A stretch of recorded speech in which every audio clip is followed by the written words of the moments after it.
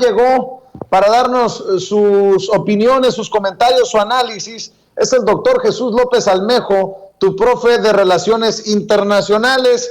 Y es que hay muchas reacciones luego del diálogo de alto nivel, el diálogo económico de alto nivel que se dio entre los equipos de los gobiernos de México y Estados Unidos en Washington. Y vaya que si hay resultados, todo parece ir viento en popa para que se invierta en Centroamérica, como lo propone precisamente desde hace ya años el presidente Andrés Manuel López Obrador, y que se extiendan los programas como Sembrando Vida y Jóvenes Construyendo el Futuro a nuestros países hermanos de Centroamérica. Profe, ¿cómo estás? Te saludo con mucho gusto. Buenas tardes. Hola Vicente, buenas tardes. Pues muy contento como cada viernes de estar aquí en Sin Censura, listos para darle al análisis. Oye, profe, pues las reacciones son variadas, ¿no? Desde aquellos que pronosticaban un desastre, que se tienen que tragar su veneno, y hasta lo que dicen los propios protagonistas de esas reuniones de alto nivel. Sí, mira, vamos a verlo por niveles. Primero, los que decían que no habían recibido como se merecían a la delegación mexicana, que básicamente Washington le había dado el avión a la delegación mexicana. Y de pronto vemos que Anthony Blinken, Kamala Harris, la vicepresidenta de Estados Unidos, o sea, de ese nivel, pues, Kamala Harris, la secretaria de Comercio, el secretario de Seguridad, Mayorkas, es decir, la plana mayor recibe a la delegación mexicana, compuesta únicamente por Marcelo Ebrard, por el embajador Moctezuma y por Tatiana Cloutier. Y además, Vicente, lo anuncian con bombo y platillo. Ya lo decíamos ayer, que no era para menos. México representa el 15% del comercio mundial de Estados Unidos. Imagínate, de 194 naciones, solo México representa el 15%. China el 14.2% y Canadá el 13.8%. Entonces somos por mucho el primer socio comercial.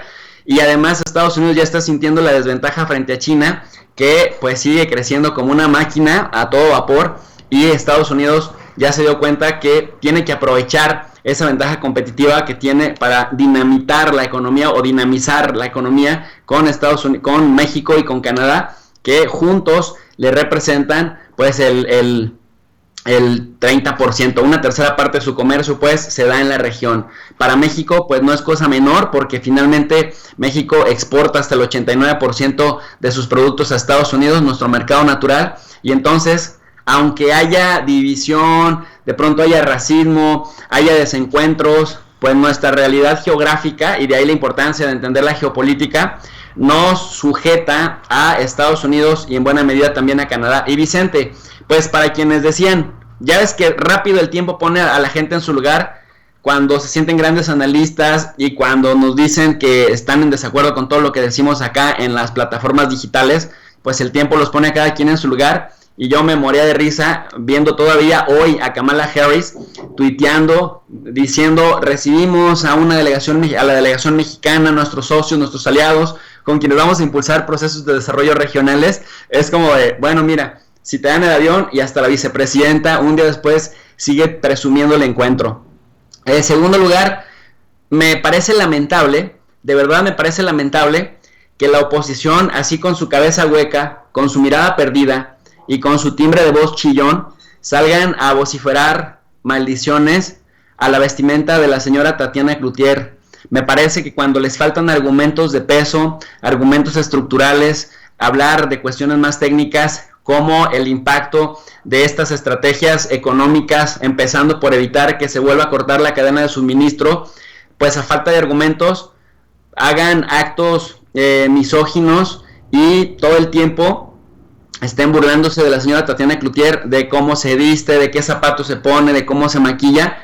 Y me parece que esto es violencia de género. Me parece que la CONAPRED también debería estar encima de todas estas cuentas en Twitter, y que no las hacen personas que tú digas desconocidas, cuentas con 10 o 12 usuarios. Lo hacen desde actores de la farándula, miembros de la farándula, como actores políticos, incluso empresarios, incluso periodistas. Entonces me parece que su feminismo selectivo se les acaba cuando tienes a un personaje tan dinámico, tan comprometido con este país como Tatiana Cloutier, y lo único que tienen es para criticarle su vestimenta, que por cierto a mí en lo personal me parece espectacular. Y la otra parte, las reacciones, hubo una rueda de prensa cuando se terminó ya la sesión con la contraparte estadounidense. Hubo una rueda de prensa en la Embajada de México en Washington, en donde el subsecretario de Hacienda, que acompañó a Marcelo Ebrard, el canciller, y a Tatiana Cloutier, la secretaria de Economía, y al embajador Esteban Moctezuma, pues con periodistas que cubren la fuente de la embajada, en el salón justamente de conferencias, en la sala de prensa de la embajada, y me llamó mucho la atención, Vicente, de verdad, como algunos periodistas que pues se sienten de gran oficio y que se sienten las vacas sagras del periodismo, lejos de abonar en las preguntas, que para eso es la rueda de prensa, para saber, conocer detalles de lo que ocurre en este encuentro de alto nivel, que como decíamos, desde el 2016 no se retomaba, porque pues desde que llegó Trump dinamitó estos mecanismos, porque además veía para abajo a Peña Nieto.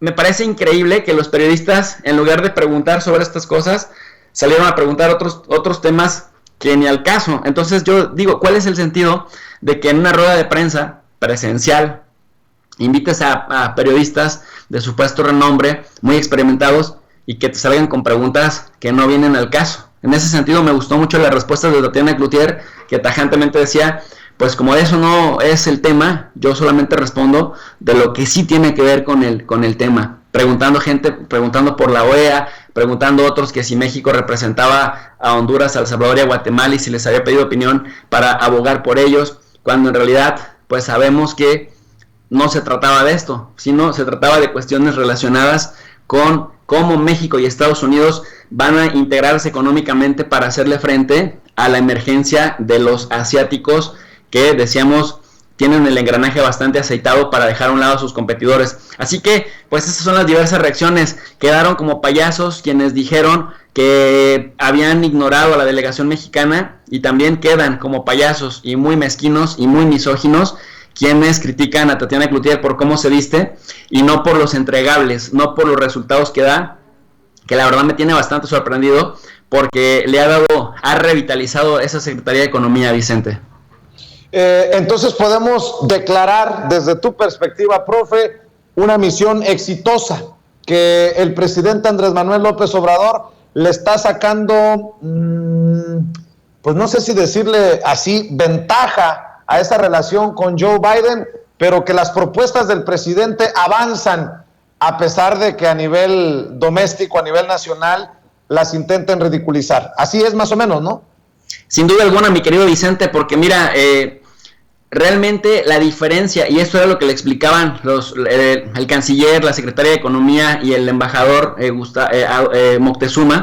Esteban Moctezuma, les explicaban justamente que a diferencia de otras reuniones, en la próxima vez que se encuentren en este diálogo económico de alto nivel, que por eso es diálogo de alto nivel, tienen que tener entregables, concretos. Nada de que, oye, nos gustaría que en algún momento pudiéramos integrarnos, nos gustaría que en algún momento revisaran nuestro programa de Sembrando Vida o de Sembrando Esperanza o nuestro programa de invertir en Centroamérica. No, aquí ya no es especulación, aquí ya esto es lo que acordamos, ¿en cuánto tiempo lo tenemos listo? Bueno, en 3 meses, ¿qué porcentaje de esto vas a entregar ya concreto como resultado material?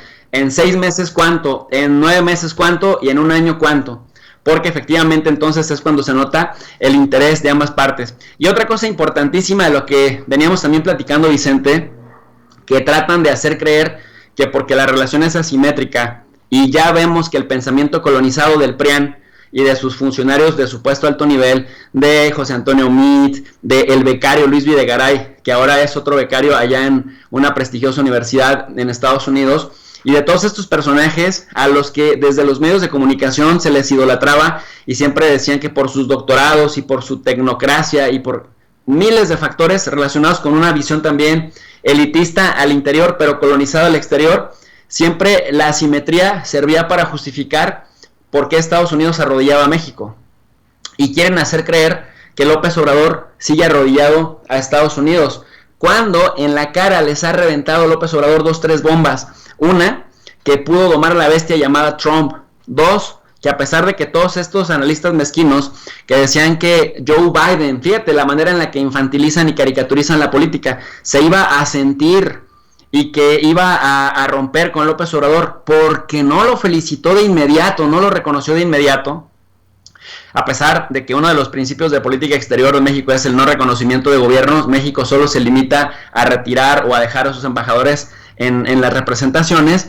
Decían que Biden le había agarrado mala fe a López Obrador sin tomar en cuenta que tanto Biden, nos guste o no, es un tipo que lleva en la política desde sus 29 años de edad como senador, es decir, en las grandes ligas de la política estadounidense, y López Obrador, pues otro estadista que finalmente entiende de tiempos políticos y que algo que les ha molestado bastante es que ha exhibido el infantilismo y la manera tan simplista en la que han querido interpretar y hacer análisis de política exterior y de política bilateral con Estados Unidos. Entonces, sí, Vicente, las cosas son concretas. Y algunas de las políticas que llevó Marcelo Ebrard a través de la carta que le entrega a Anthony Blinken, el secretario de Estado, pues hay interés sobre todo sobre el cómo hacer cambios estructurales en Centroamérica, obviamente consensuado con los centroamericanos, para que la migración se convierta más en una cuestión de voluntad que en una cuestión de necesidad, Vicente. Entonces, sí, también es cierto lo que dice el presidente, los cambios no se logran de la noche a la mañana, pero sí se va caminando sobre la marcha. Así es. Oye, profe, ¿y por qué no se